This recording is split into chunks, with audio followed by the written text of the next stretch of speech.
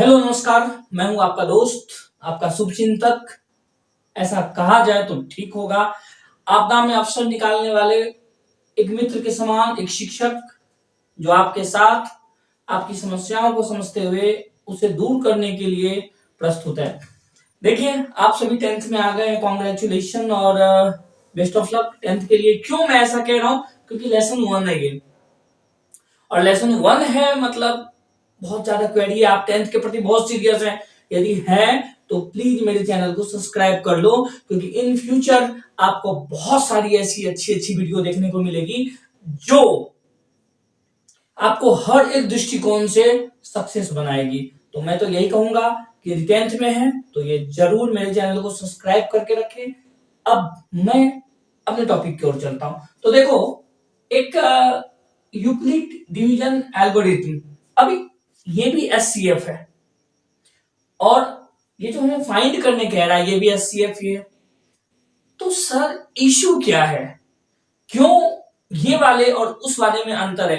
तो क्या है ना कि अब आप एलकेजी नर्सरी में नहीं हो, थोड़े से बड़े क्लास में हो, तो अब एलसीएम का एक पैटर्न ये भी है, और अब ये वाला ही समझे तो बेहतर होगा।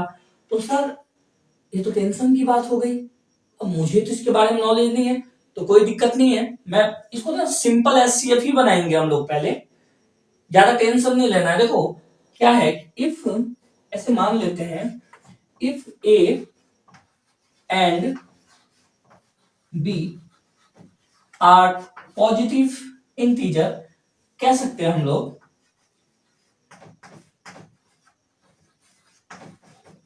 यदि ए और बी पॉजिटिव इंटीजर है, ए और बी पॉजिटिव इंटीजर है, यानी कि ये और ये, समझ में आ रहा है आपको? ए और बी यानी कि यदि क्वेश्चन में ये ले लेता हूं, एक नंबर का 135 एंड 222, यदि ये और ये पॉजिटिव इंटीजर है, ठीक है, क्या ये पॉजिटिव इंटीजर है और ए जो है ग्रेट है बी से, समझ में आ रहा है आपको? यानी कि इसको ए मान लेते हैं, इसको बी मान लेते हैं, ए बी से बड़ा है। देखो पैनिक मत हो, ये क्वेश्चन में पहले समझो क्या कहना क्या चाह रहा है, ठीक है? यानी कि फिर इसका जो यूक्लिड डिवीजन एल्गोरिथम का जो फॉर्मूला बनता है, A is equal to B Q plus R, ठीक है? B Q plus R, R को यहां पे तुम रिमाइंडर के रूप में इस्तेमाल कर सकते हो और करोगे ही। ये वाला जो कॉन्सेप्ट है, इस कॉन्सेप्ट को हमें बहुत बेहतरीन ढंग से समझना होगा। देखो ये जो लाइन है, ये जैसे हम लोग खाना खाते हैं ना, दाल भात सब्जी, तो दाल नेसेसरी है, सब्जी माइनॉरिटी है कि हमको सब्जी चाहिए चाहिए, इसके बिना खाना नहीं खाएंगे। और नॉर्मली हम कौन सा खाना खाते हैं? तो जैसे नॉर्मल खाना होता है, हम लोग जो खाना यूज करते हैं, तो कुछ एक ऐसे लाइन होते हैं मैथ में जो हमें दिमाग में रखना पड़ता है, उसे कैच करके रखना होता है। वो लाइन ये है कि ये जो तुम्हें दिख रहा है, इसको एग्जामिनर चूंकि बच्चा होता है, नुनू बाबू होता है, तो उसे समझाने के लिए तुम्हें इस तरह से लिखना होगा, इफ ए या फिर बी और ए एक पॉजिटिव इंटीजर है, दोनों ही पॉजिटिव इंटीजर है, दोनों क्या है? पॉजिटिव इंटीजर है, देन ए ग्रेट होना चाहिए बी से। ये ए है और ये बी है, तो ए जो है ग्रेट है, ग्रेट यानी बड़ा है, तब ये फॉर्मूला बनेगा A is equal to B Q plus R, ठीक है? अब हम क्या करते हैं, बी को अब यहां पे हम ना पीछे उल्टाते हैं, इसको 100 लिख देते हैं यहां पे, जैसे हम बचपन में करते थे चोरी छुपी, रफ पेज में वही रफ करते हैं। तो मेरा ये है 225 और 135, साथ में करते हैं ना, 13 तो ज्यादा हो जाएगा, तो वन टाइम में लगाते हैं। क्या होगा मेरे दोस्त? 135। जहां गलती होती है कमेंट करो कि सर आप यहां गलत हो, तब तो समझे, है कि नहीं? 5 से 5 0, ये कैरी होगा, यानी कि ये हो जाएगा 12, 12 से 3 जाएगा, हाउ मच है जी? मेरे ख्याल से ये 90 होगा, और यहां कट हो जाएगा। क्या आप सही है ना सही? चलो ठीक है। अब यहां पे क्या करना है, इसको आगे थोड़ा लाइन करना है। देखो एकदम छोटी छोटी चीजों को मैं बता रहा हूं ताकि वो बच्चे जो बैक बेंचर थे, तुम्हें नहीं कह रहा हूं, यदि थे तो उसे भी ये समझ में आ जाए और बड़े ही आराम से समझ में आ जाए। ठीक है, फिर से देखो, इसको मैंने इससे डिवाइड किया है वन टाइम में। अब देखते ये ऐसे हो जाएगा और ये वाला जो है आपका, ये वाला ये उठ के यहां आ जाएगा 135। लेकिन इससे पहले कि आप आगे करो, ये आपका क्या हो जाएगा, ये आपका है B, समझ में आ रहा है, और ये है आपका Q और ये है आपका R। तो पहले सिनेरियो में क्या करेंगे, लिखेंगे 2 to 5 is equal to 135 into 1 plus 90। अब आई समझ में बात? ठीक है, वेरी गुड। अब ये समझ में आ गया। अब क्या करेंगे हम, यहां पे ऐसे करेंगे 90, और ये जो 135 है, इस 135 को नीचे लाएंगे, यानी कि यहां पे। अब एक बात ध्यान दो कि अब मेरा जो मेन मैटर हो जाएगा वो 135 हो जाएगा। कितना हो जाएगा? 135। अब ध्यान से देखो कि 90 के टेबल में 135 है, नहीं ना है, तो 91 जा 90 और फिर आ जाएगा तुम्हारा 4 और 45। ठीक है, अब ये जो है ये भी हो जाएगा B, ये हो जाएगा Q और ये हो जाएगा R। आई बात समझ में? तो मैं क्या करता हूं, 90 ओके जी इंटू 1 प्लस 45। बहुत ही इजी कॉन्सेप्ट है ना दोस्तों, बस इसी कॉन्सेप्ट को ध्यान में रखो। यही यूक्लिड डिवीजन एल्गोरिथम SCF है, इसको फॉलो करते जाओ। अभी हम आगे और करेंगे, अभी तो हुआ नहीं है। अब क्या हो जाएगा, क्योंकि मैं इसको थोड़ा सा मिटा देता हूं,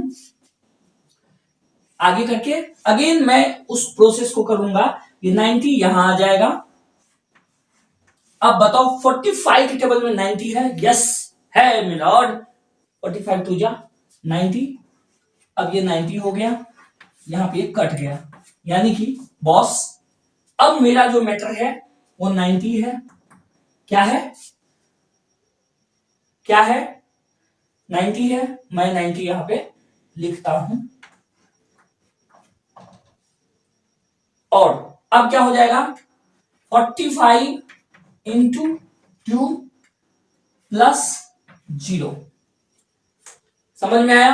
45 इंटू 2 प्लस 0। इस कॉन्सेप्ट को समझो। ठीक है, ये देखो कि ये अभी तक समझ में आया कि नहीं आया। मैंने क्या किया, डिवीजन जो एल्गोरिथम है, यूक्लिड डिवीजन एल्गोरिथम, इसके माध्यम से मैंने तुम्हें ये बताया कि कैसे सॉल्व करना है। अब ये वाला जो कॉन्सेप्ट है, ये आकाश से तो उड़ के नहीं आया। आया बताओ? नहीं ना। मतलब ये तुम्हें दिखाना नहीं एग्जामिनर को ना, यदि अब तुम्हारे मन में आएगा कि सर SCF आखिर है, हुआ क्या इन सब में, इतने जो मेहनत किए इसका आंसर हुआ क्या? तो माय डियर, जो लास्ट वाला एलिमेंट है, ये जो लास्ट वाला एलिमेंट बचता है ना, ये आपका SCF होगा। क्या होगा? हमेशा याद रखना, ये लास्ट वाला जो एलिमेंट है ये आपका SCF होगा। तो तुम लिख सकते हो द SCF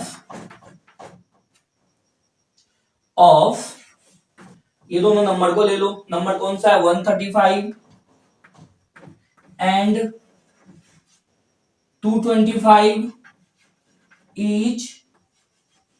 इज व्हाट? क्या होगा? 45।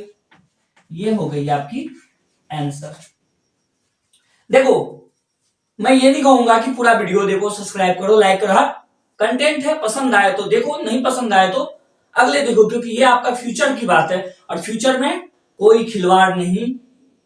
समझ में आया? चाहे कहीं से भी देखो, यदि मेरा मकसद ज्ञान देना है तो तुम यदि ज्ञान कहीं से ले रहे हो तो मकसद तो मेरा ही ना पूरा हो रहा है। चलो बहरहाल ये देखते हैं कि यूक्लिड डिवीजन एल्गोरिथम इसी तरह से काम करती है। 135 है, 225 है, इसके जगह पे हो सकता है 1 लाख आ जाए, 2000 आ जाए, 4000 या 3000 कुछ भी आ जाए, या आ जाए 421 129 कुछ भी आ जाए। तो तुम्हें इसी तरह से सॉल्व करना है, ज्यादा हाई फाई में नहीं जाना है, ज्यादा डिप्लोमेटिक आंसर नहीं बनाना है जिससे एग्जाम में खुद फंस जाओ।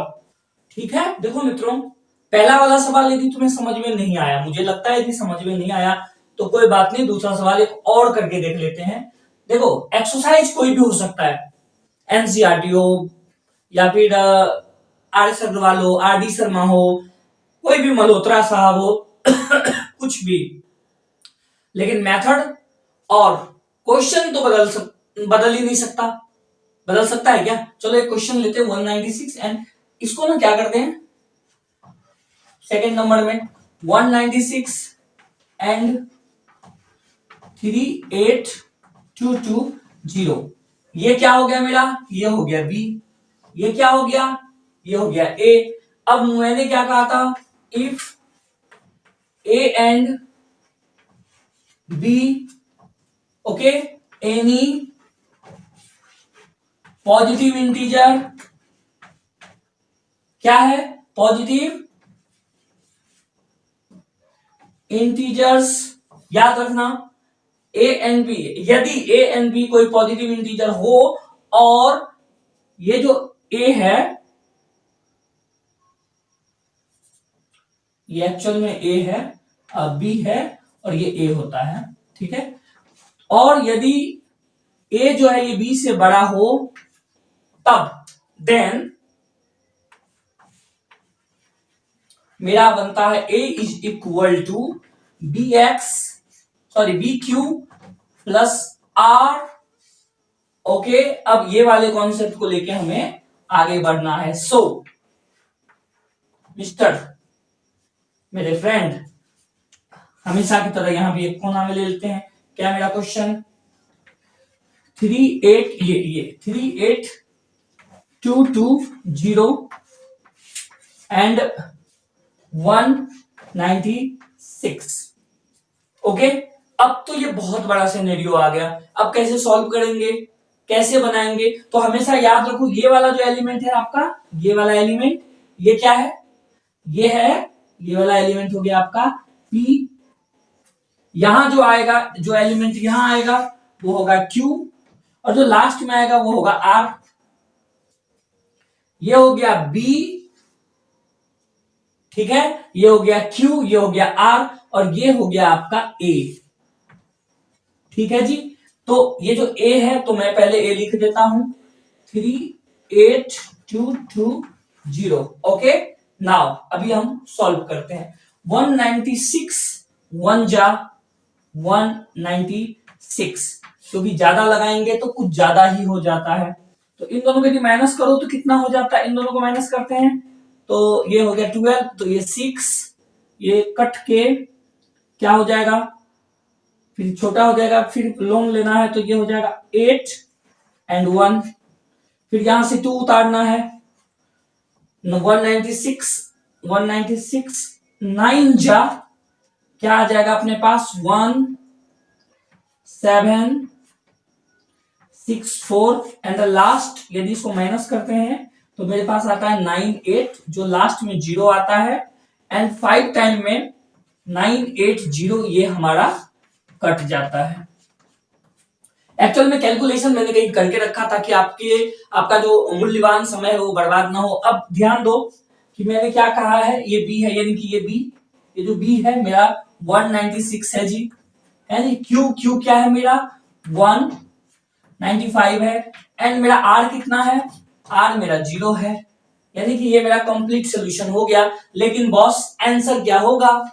आंसर क्या होगा? तो मैंने पहले भी कहा है आंसर जो है, हाँ आंसर जो है वो जहां ये देखो ये लास्ट वाला जो बच जाता है, यदि और सिनेरियो बनता तब की बात अलग है, लेकिन ये लास्ट 196 है तो ये आपका द ऐसे लिख सकते हैं, the SCF of 196 and 38220 is 196.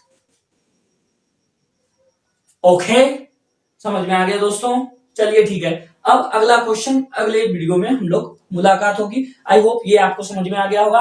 मेरे चैनल को लाइक तो कर दो और कमेंट करो क्या सीखना है, क्या जानना है, और कोई कमी है तो बताओ।